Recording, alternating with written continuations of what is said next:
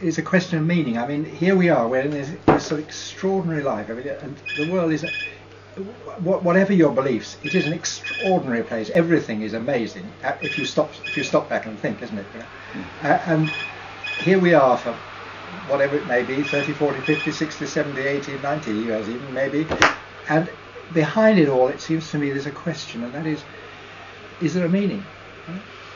Has it got a meaning? Well, I suppose a lot of people today think there isn't any meaning really. You know, everything is a futility. And yet at the same time we actually feel that some things matter, don't we? You know, I mean, it matters that you care about people, it matters that you're not unkind to people. And I think that even if you think there's probably no meaning, if you think there just might be, you know, just that little bit, isn't it worth exploring? Isn't it worth looking into? And for all the many, many faults that all religions have, all religions at least are seeking to see if there is a meaning.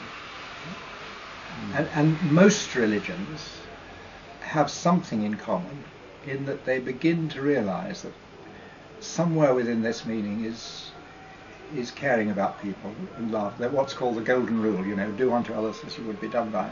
And the Christian faith, to me, which is where I stand, brings that really to life, because it tells us, you know, that God himself is love. Within God there is this wonderful exchange of love. And I think that if I were not a believer, I would want to explore it, just quietly and gently, and go into it and say, maybe there's something. Because if there is there anything more important in life than finding out what it is, or beginning to find out what it is, and seeking it, looking for it?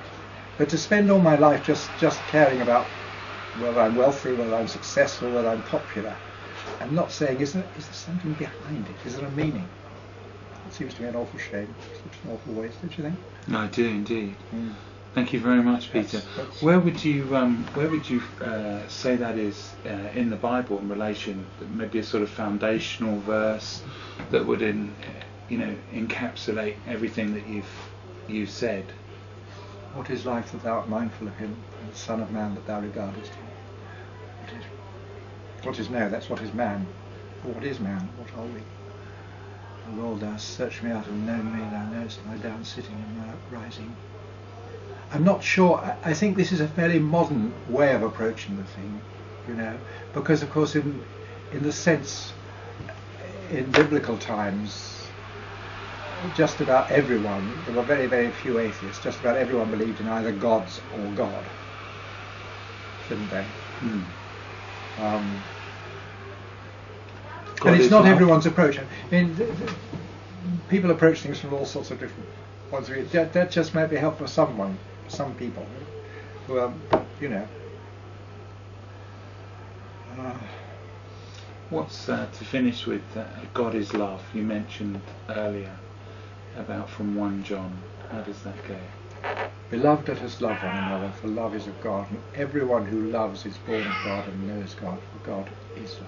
I mean, I think that is almost the high point of the Bible, and it's also an encouragement, because people who love, in their heads they may not believe anything, but actually they have a relationship with God.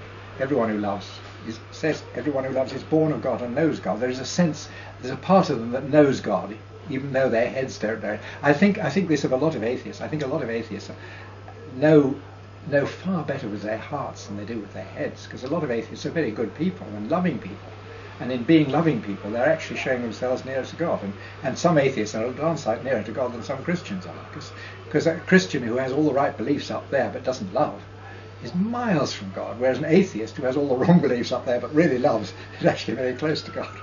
Beautiful. But it's a good thing to have heart and mind working together, isn't it? Amen. So you'd say it's more important to have the heart? Oh yes, infinitely more important. I mean, there are such appalling examples of Orthodox Christians who have done such appalling things. You know, some of them have been canonized too. I mean, you know. Thanks. Thank you very much, Peter. Bless you. Yeah.